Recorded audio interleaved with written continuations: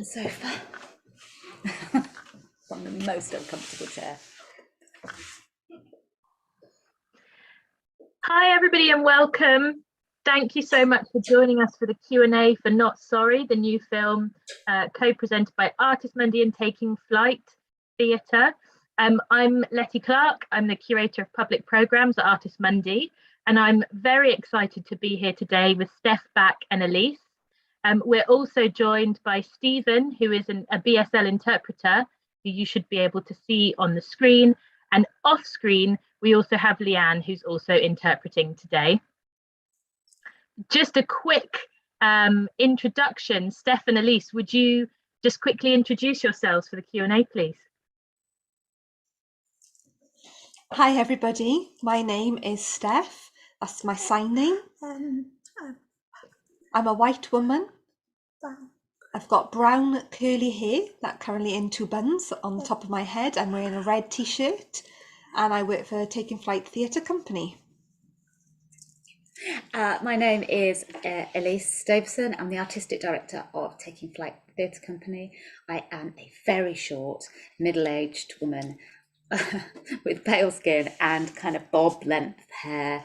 I'm wearing silver hooped earrings today with bumblebees on them dangling from my ears. I have my compulsory red lipstick for Zoom on today, and I'm wearing a patterned green 3/4 length sleeve top. Fantastic. And I'll quickly audio describe myself as well. So I am a white woman in my early 30s with a mop of blonde hair covering most of my face, but needs a cut. I'm wearing a grey jumper and I'm sat in front of a blue wall today. Stephen, is it useful for you to do an audio description as well? Yeah, hi, I'm Stephen. I'm the sign language interpreter that you'll see on screen currently. I am a white, blonde man, age not to be disclosed. I am sat in my garden room, which has a teal coloured wall, and there's a brown Chesterfield chair to my right hand side. Thank you so much. So to get us kicked off, I thought we'd all just share a little bit about where the project came from. So the project started with a very open brief and an invitation to Steph and Elise to come and see Artist Mundi 9, which is our biennial exhibition and prize. So one day in, I think it was June or July, Steph, Elise, Kit and myself, Kit is our assistant curator, visited the exhibition and looked around, and had a cup of tea and a chat about whether Steph might be interested in creating something inspired by or connected to our exhibition. And the reason we were interested in working with Steph is because the way she uses language in her work and the way she advocates and is so articulate about deaf culture was really exciting to us. And also it was an opportunity to work with somebody new and get to know and get to work with Taking Flight, who I've been a fan of for a while. So it's a perfect opportunity to team up. But Steph and Elise, do you want to talk about where the project started for you guys? Yeah, it started, having been invited to the exhibition, which we were really, really excited to go to, and having looked around the exhibition, we saw some fabulous pieces, and there was one artist that really stood out to us and really I personally resonated with. So the artist's name is Farelli Baez, and as soon as I saw that exhibition, I just connected with it on another level. It had a lot of old maps on the exhibition on display, but on top of the maps was beautiful paintings, detailed paintings and artwork depicting the different cultures of Sigwapa, and it was absolutely stunning. And I felt, oh, that is something that I can really connect with on a personal level myself, I became deaf when I was 15, and I had to attend several hospital appointments, and they would always give me audiograms, and I'd have to go regularly for more tests or more audiograms, and I would fail them. And the last one I had, I realised, well, the audiogram doesn't mean that I'm deaf. Actually, being deaf means I've got a deaf identity. I have a sign language, I have a culture. That is what being deaf means to me, not saying I failed an audiogram. So this colour, this vibrancy, this richness in my culture. And that's what being deaf means to me. An audiogram doesn't mean that I'm deaf. That's not what I connect with. And just when I looked at this exhibition, that just resonated with me. And having spoken to Elise and about that, we discussed what had happened to me personally and how I discovered my own deaf identity. And it was just really, really exciting. And Elise was in her kitchen and lots of ideas started flowing whilst we were cooking. So lots and lots of ideas just came about, and it just grew from there. And it was such an exciting opportunity to respond, or in response to the exhibition that we were invited to go and see. I don't know, Elise, did you want to add anything to that? We were just really excited, weren't we? And the parallels were kind of really clear in your mind in particular. Almost as soon as you came out, the response was, there's a link there. I really feel a connection there, that we felt that we couldn't really ignore that connection. And it felt like almost like a bigger response than maybe what we initially thought we would be doing. And it kind of grew and grew and grew and grew and grew. It was very exciting. Yes, I can echo that. I think when we started having a cup of tea, the idea was to do something quite small and discreet, and maybe just one workshop or one performance. And then over a few weeks or over a month or so, it grew. And our assistant curator, Kit, was working with you and would give me updates every so often that just got so much more exciting.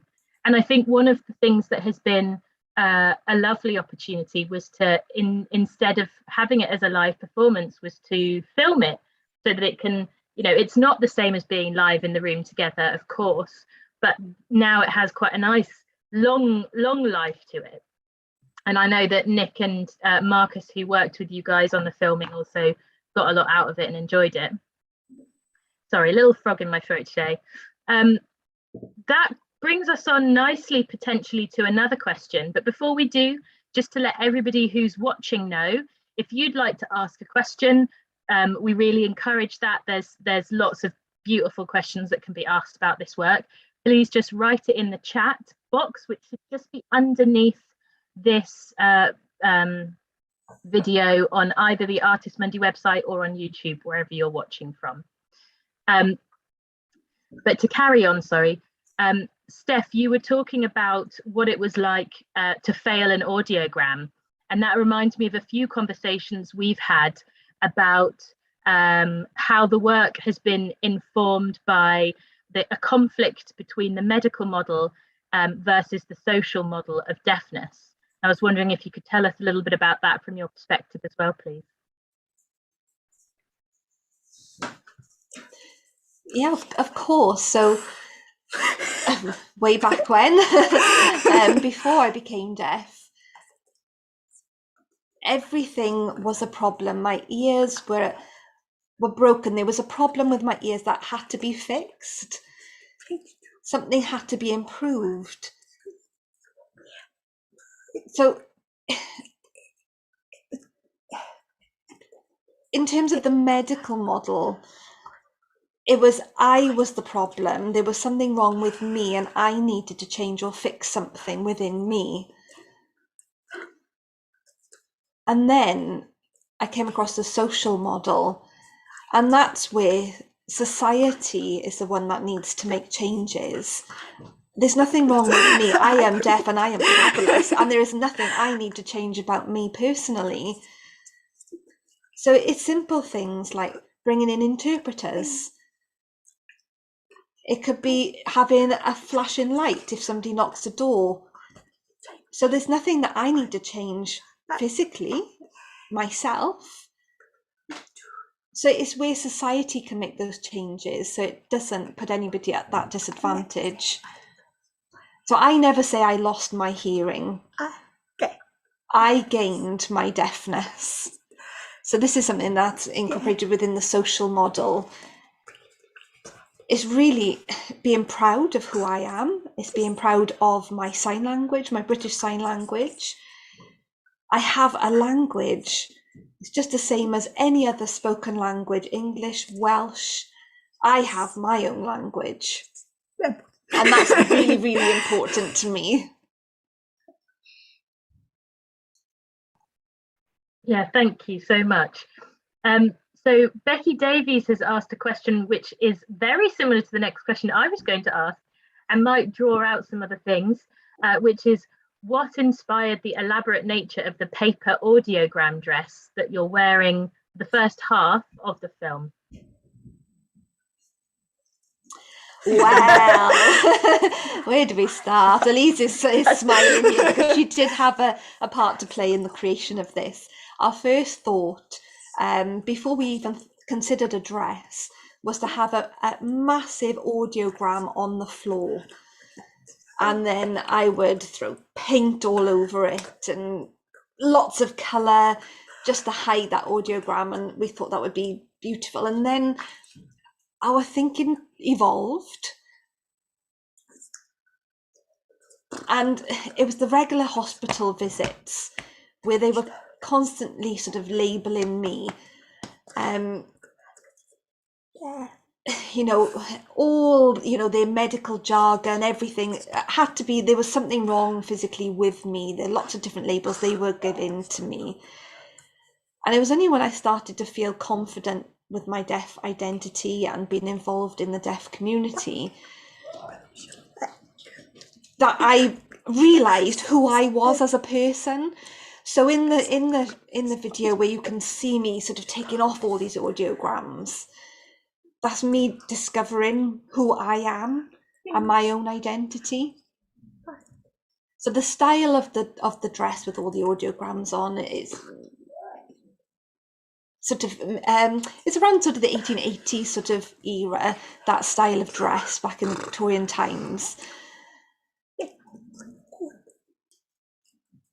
And at that time we also had a conference, the Milan Conference, which is a big historical event for deaf people, and a lot of hearing white men banned sign language from being used. So there's a huge historical link there. And that, I suppose, has still had a knock-on effect with lots of hospital appointments still being around the medical model and, you know, deafness having to be fixed and cured, and not celebrating having your own language, culture and identity. So having all the audiograms on me felt like a bit of a, you know, it's really hard to explain.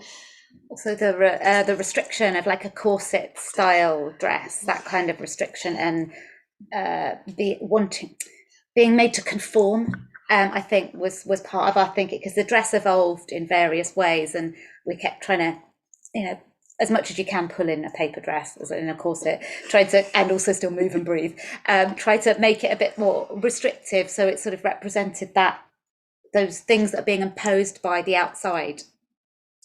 I think, yes, as well, wasn't it? Exactly that, Elise. That's exactly, that was a much better explanation than I was giving. But and Aled Williams came in to work with us on the idea we had of this kind of Victorian style dress made out of audiograms, and he actually crafted it and structured it and made it beautiful, which was really beautiful to work alongside him and his kind of creating that. It's amazing. Amazing, thank you. And another thing that's really striking about the performance is the choreography. Can you talk to us about how that kind of developed and the devising process of the choreography and movement?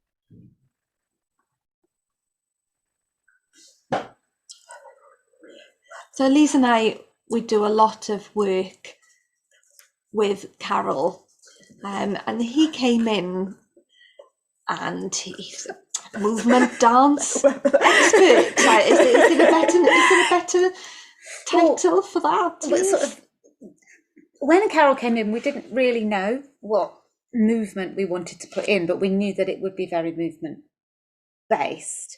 And so he came and played with us a lot, and we just play. And Steph and Carol did a lot of work together, just kind of playing with hand shape and the feeling and the kind of the quality of movement that we might be able to put in. And then we looked at different ways of destroying things, which was also fun. And playing, it was just a real feeling of play in the rehearsal space when Carol came in, and he just threw, having come in from not necessarily going on the journey from being in the exhibition with us, it was like a fresh pair of eyes came in and just really gave a real extra boost, I think, to where our creative journey was. And it was just that sense of play and, oh, let's try this, and oh, what if it's this, and looking at the different quality. And he talked a lot as well about working on the diagonal and lots of like technical things in terms of movement and filming that we hadn't thought about, which was just really great to have his input in that way. And just to add, the performance has some sign in there, but if you think about it, everybody can see it and understand the meaning behind it. This is very visual. It's a very visual language throughout the performance, and I thought that was really important to make sure it was filmed in that way, because everybody can interact with it. Absolutely. And it's an interesting, because I remember during the process we were talking about then how you edit BSL, and it being very important that if the movements incorporate BSL but also look like choreography, how do we make sure that we're capturing a full sentence, for want of a, or the correct phrasing in the editing. So what was that process like, kind of completing the work at the end of it?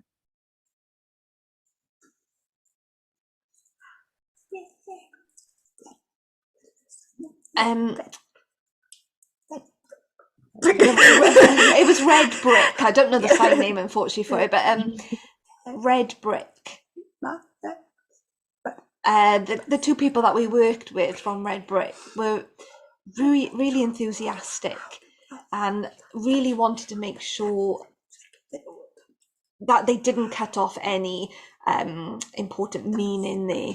So they really worked with us to make sure, from all the different angles and perspectives and all the different camera angles that they created, that they could see it clearly, and they would show us and we would give them feedback. So it was really a collaborative approach to it. And Redbrck, they were absolutely amazing at doing that work, and they were really open-minded. They really tried to sign. They used gesture with me during break times and lunch times. They really made that effort, and such a positive attitude of the staff made such a difference to the whole process. I remember popping in and Marcus had picked up a few signs like interpreter, and I was blown away because I'm just not good at learning new languages, but he was picking it up so quickly through working with you guys. It was lovely. I think they're having a lovely time. Mm-hmm. Another thing I've been thinking about in the performance, you obviously have this gesture which is sometimes BSL and it's sometimes expressive. The other thing that seems very important is the breath in the movement. Do you want to talk to us about what that was like and how that was kind of used in the performance?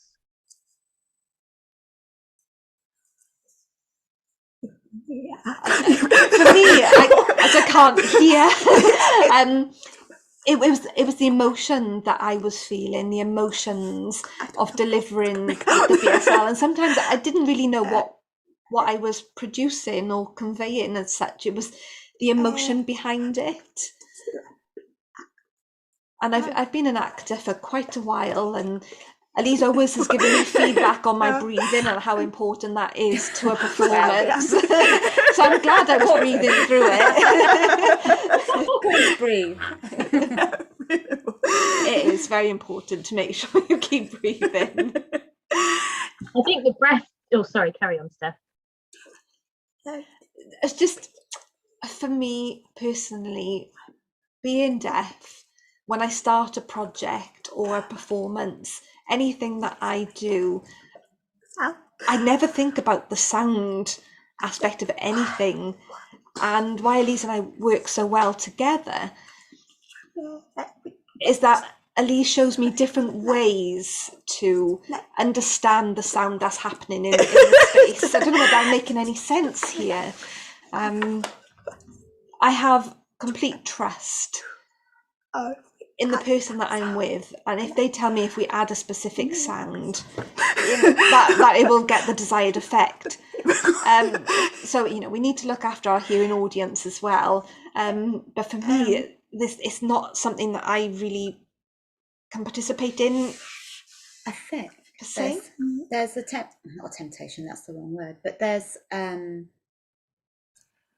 sometimes when you're when anybody's performing and they're performing something quite emotional, there's a temptation to hold your breath and to try and be silent and not make any noise other than I don't know whether it's a politeness thing we have, I don't know, but the sound of your breath is quite emotive, and particularly as you go on this journey, the sound that was created, and we deliberately didn't add many external sounds, so it's very much just what's coming from that space in that room, because it feels very real, in that it's artificial to be holding your breath, yet many times that happens in performance. So it's just that kind of that, and almost that letting go with the breath as well, echoed that whole letting go as the breath got more and more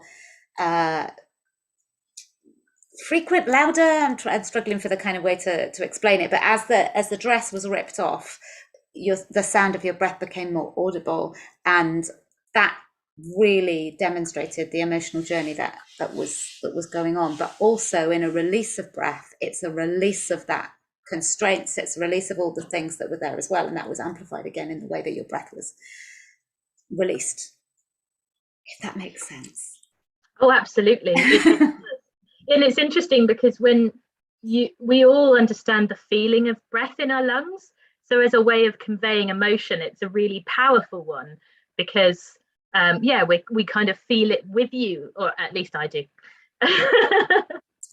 And that's really true, actually. And as empathetic beings, if you're watching somebody holding their breath, you naturally sort of do as well. So when there's a release that happens, we tend to copy, we empathize, we do respond in that way. And I think that's a really powerful thing that we maybe don't even realize you're doing when you're creating something. But really important to remember that. Absolutely. So now we've gotten to the point in the performance where the dress has been ripped off and we've got a release of breath, and underneath we have this red dress. Can you talk to us about that section of the film, of the performance?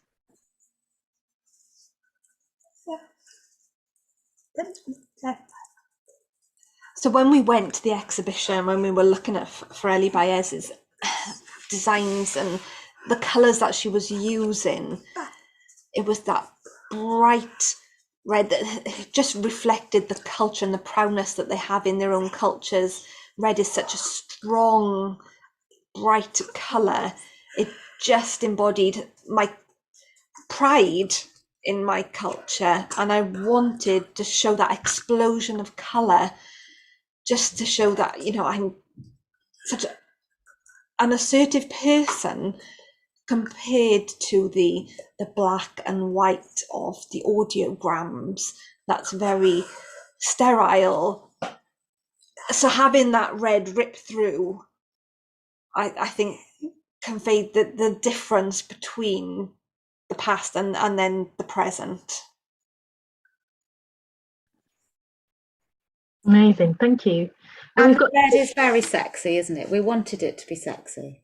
Yeah, I think that's important. That we definitely, and that although the other dress was very sexy too, it was in a different way. It was as if that had been placed upon you, constructed, and this was more, this is what I want to wear, in as a rebellion in a way. Powerful, yeah, powerful, rebellious, sexy. An empowered sexy. A very strong woman was what I was trying to show there. 100%, 100%. We've got another question for the audience.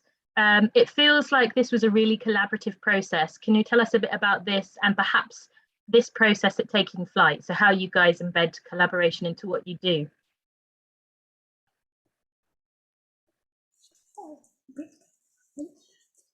We always surround ourselves up here with people who know what they are doing, with experts, and then everything just grows from there. It's really exciting to learn from each other, from the other people in the space, in the room, and my personal experience is different from everybody else's experience in the room. So it's not just what you can bring to the table, but it's what you can learn from everybody else as well. And how one person can watch something and take something away from it, and the person next to you can take something completely different away from it. So getting everybody's feedback is quite key in that space to helping something grow and develop.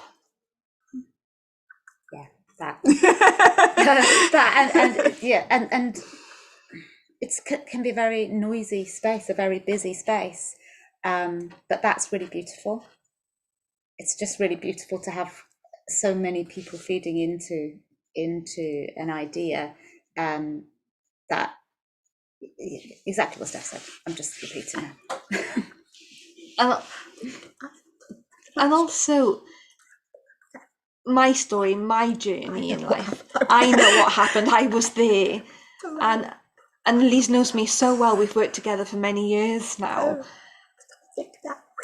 So for something, we know about, it becomes second nature. But for somebody new coming into the space and how we describe that to them, they will have new questions that will take us off onto different parts, different strands will emerge then from new questions and new people coming into the space. Definitely questions, isn't it? Welcoming the questions, because they make you think, and then they bring the new ideas, and then you can find a way to kind of make it all work together. I think that's what I love. That's what we love about working, is that there's new questions and you're like, I haven't thought about that. Ooh, what can that bring now? Oh, that's exciting. I think that one of the things for me that just to reflect on what I've gotten from working with Taking Flight, and I wish I was in the devising room with you throughout. That would have been beautiful and amazing. Maybe another time. But what I really love and respect about your work is the quality of storytelling within it.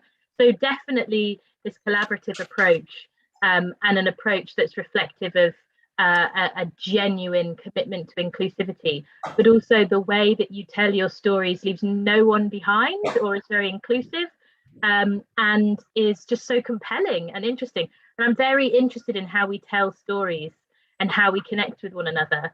And I think working in the visual arts and being fortunate enough to be collaborating with theatre and performance practitioners like yourselves, then that's just something really, really something I've gained a lot personally from, and I think that this film is a testament to that. We've had another audience comment, so going back to our conversation about breath, the audience comment is fascinating. Think we may restrict the sounds that we make with our breath as some sort of unspoken decorum. Hearing the breath genuinely and authentically was really powerful and emotive. Diolch. Thank you for that. If there's any last comments, we're going to wrap up in just a few moments. I'd like to ask one more question myself, if I may, which is to Steph and Elise. Is there anything from this project that you'd like to take forward and further develop, or what are you working on for the future that you're excited about at the moment?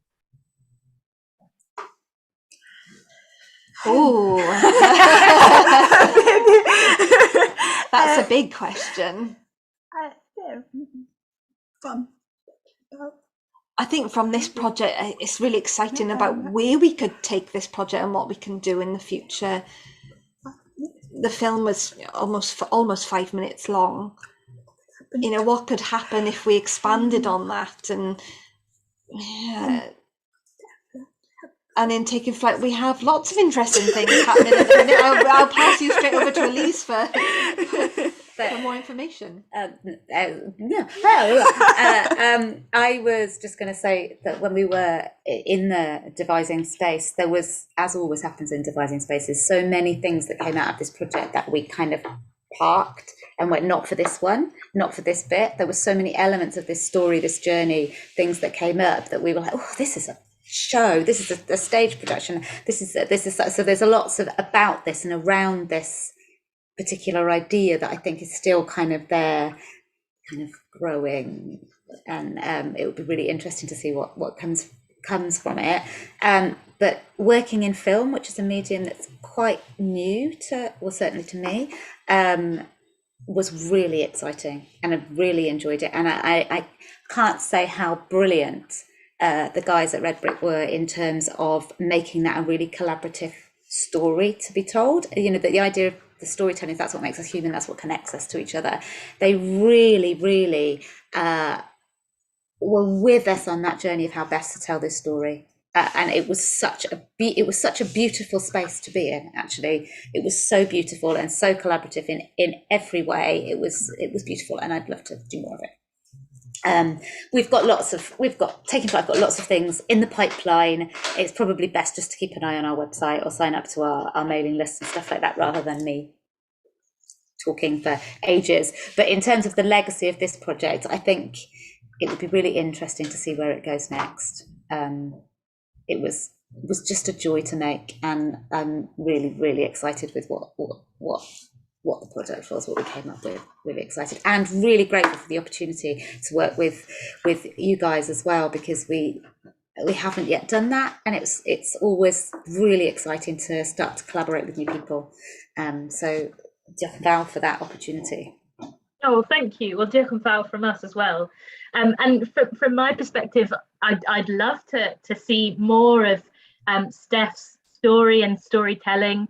And yeah, it's really exciting that you've enjoyed working in film. I think it's a medium that worked really well for this project, and I can imagine, yeah, let's do a feature.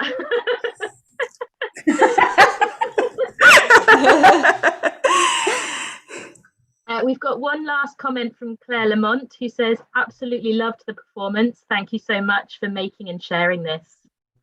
Oh. So no, thank you. Lovely. Thank you. So we're going to wrap up now. Thank you so much to everybody who's joined us for the Q&A. Just to let you all know that an audio described version of Not Sorry will be uploaded and available next week. Apologies for the slight delay, but we will tweet about that when it's ready. And if anybody would be willing to give feedback or thoughts on your experiences of watching Not Sorry, we're going to drop survey links in for your availability now in both Welsh and English, so you can respond as you'd like to. I just want to say a massive thank you to everybody who made this project possible. Obviously couldn't have done it without the wonderful Steph Back and Elise Davison. We're very grateful. Also to Garen Clark, Carol Sosefsky, Alid Williams, Marcus Georges and Nick Wooten from Redbrck, Alistair Daly, Nia James, Kit Edwards, Leanne Lusty and Stephen Bratton Wilson, who are with us today, as well as Emma Horton, Tony Evans and Claire Anderson. Everybody who's contributed to the project has been absolutely wonderful to work with, and we've really loved it. And yes, let's hold this space and hope we can do more in the future. But from everybody at Artist Mundi as well, I just want to say a massive thank you to Steph and Elise and everybody who was involved. And take care. Thank you.